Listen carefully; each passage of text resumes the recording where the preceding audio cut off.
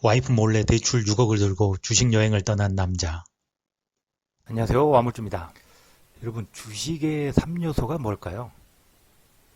주식은 세 가지로 이루어졌다고 생각을 하는데요. 그 세 가지는 매수, 매도, 그리고 손절이라고 생각을 합니다. 주식하는 사람들이 가장 먼저 공부하게 되고 가장 많은 시간을 투자를 하는 게 매수일 겁니다. 매수.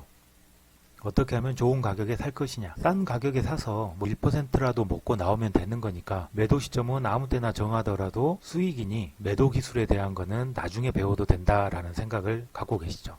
맞는 말입니다. 그렇게 하셔도 되고요. 매수 타점을 잡는 연습이 다 되셨다라고 하면은 언제 매도해야 되는지에 대한 부분도 공부를 하셔야 될 겁니다. 근데 저는 오늘 손절에 대해서 얘기를 해보려고 합니다. 손절. 저도 그렇지만은 대부분의 주린이 분들도 그렇고 손절이 참 어렵습니다. 당연한 겁니다. 사람으로서. 손실을 회피해야 되니까 마이너스가 되더라도 팔지를 못합니다. 그런데 그렇게 물려가지고 쭉 빠졌어요. 근데 나중에 보면은 장이 좋아져서 다른 테마나 다른 종목들은 오르는 것 같은데 하필 내가 물려있는 종목은 오르지 않는단 말이에요. 그런 경우 많이 경험하셨을 겁니다. 그래서 손절 못하는 사람은 어차피 돈이 아까워서 손절을 못하는 겁니다. 자신의 원금이 조금이라도 손해가 나는 것을 받아들일 수 없기 때문에 손절을 못하고 있는 거거든요. 본인의 마음이 손절을 하지 말라고 강하게 붙들어 매고 있는 겁니다. 그런데 여러분, 주식 투자를 잘 하시려면은 손절을 정말 잘 하셔야 됩니다.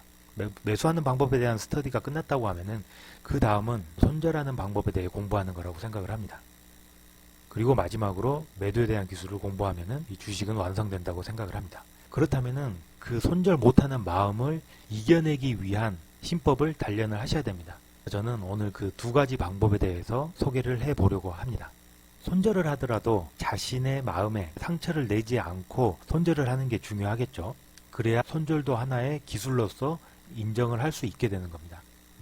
그래서 그냥 팔면 마이너스니까 첫 번째 방법은 흔히들 말하는 방법인데, 지금 본인이 여러 개 종목에 물려있는 상태라고 가정을 해봅시다.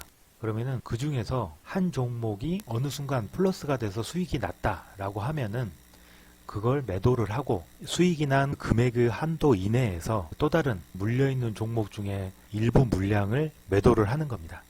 그래서 당일 실현 손익은 플러스로 남아있게 손절을 하게 된다면은 그날은 완전한 마이너스는 아니기 때문에 본인의 마음이 받아들이기를 나는 오늘 이익도 났고 손절도 잘했어 라고 스스로가 좋게 받아들일 수가 있습니다.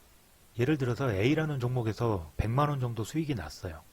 그러면은 그 중에 한 10만원 정도는 남기고 90만원 정도는 다른 물려있는 종목 중에 물량 일부를 매도를 합니다. 100만원 수익 났는데 100만원어치 털어버리면은 당일 실현 손익이 하나도 없기 때문에 좀 허전할 수 있으니까 한 10만원 정도 남겨놓는 겁니다. 그리고 나머지는 마이너스로 물려있는 종목을 손절을 통해서 덜어내는 겁니다. 아까 초반에 말씀드렸지만은 가는 종목은 잘 가지만은 안 가는 종목은 다시 반등하는 데까지 정말 오랜 시간이 걸립니다. 자기가 물려있는 그 지점이 다시 돌아오지 않을 수도 있고요.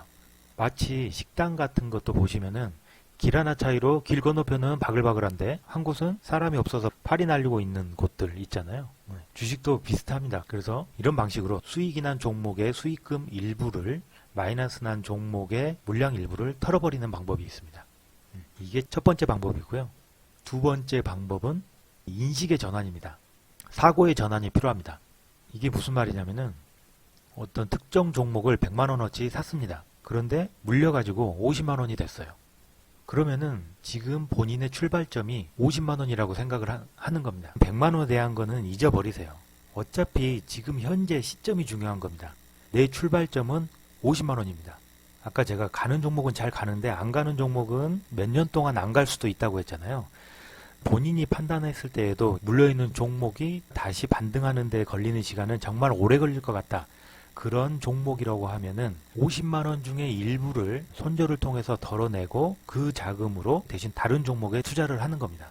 주식에서 수익과 손해는 지금 현재 시점에서 몇 %인지를 따져야 됩니다.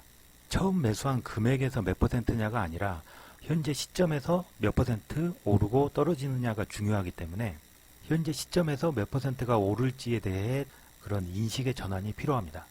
예를 들어 A라는 종목이 50만원이 됐습니다. 그러면은 50만원 중에 일부 20만원을 매도를 합니다. 그리고 A라는 종목보다 더 빨리 반등할 수 있을 종목에 그 20만 원을 투자를 하는 겁니다. 그러면은 A 종목에 30만 원, B 종목에 20만 원. 어차피 투자는 50만 원을 해 놓은 겁니다. A라는 종목은 오르지 않을 거라고 판단을 했고 그 중에 일부를 더 빨리 오를 확률이 있는 B라는 종목에 투자를 했습니다. 그러면은 동일한 시간을 투자를 했을 때 이 시간도 기회비용이거든요. 똑같은 시간이 경과를 했을 때 A 종목에 50만 원을 계속 가지고 있었을 때랑 A라는 종목의 일부를 빼서 B라는 종목에 나누어 투자를 했을 때랑 어느 게 더 이득이 될까요? 그렇죠? 그러니까 지금 현재 잔고에 남아있는 금액을 출발점이라고 인식에 전환을 하셔야 됩니다. 그런데 두 번째 방법은 본인이 최초에 물린 종목을 매수했을 때보다 주식에 대한 능력치가 상승을 했을 때 사용을 하시는 겁니다. 경험치가 전혀 증가를 하지 않았다. 처음에 종목을 샀을 때랑 비슷하다. 그러면은 이 두 번째 방법보다는 아까 첫 번째 방법 계속 보유를 하다가 어느 종목이 플러스가 나면은 수익금 일부로 다른 마이너스 난 종목의 물량 일부를 처리를 하는 거죠. 이렇게 오늘은 이 손절하는 방법 두 가지에 대해서 소개를 드려봤습니다. 손절을 잘 못하시는 분들께 조금이나마 도움이 되면 좋겠습니다. 감사합니다. 와물주였습니다.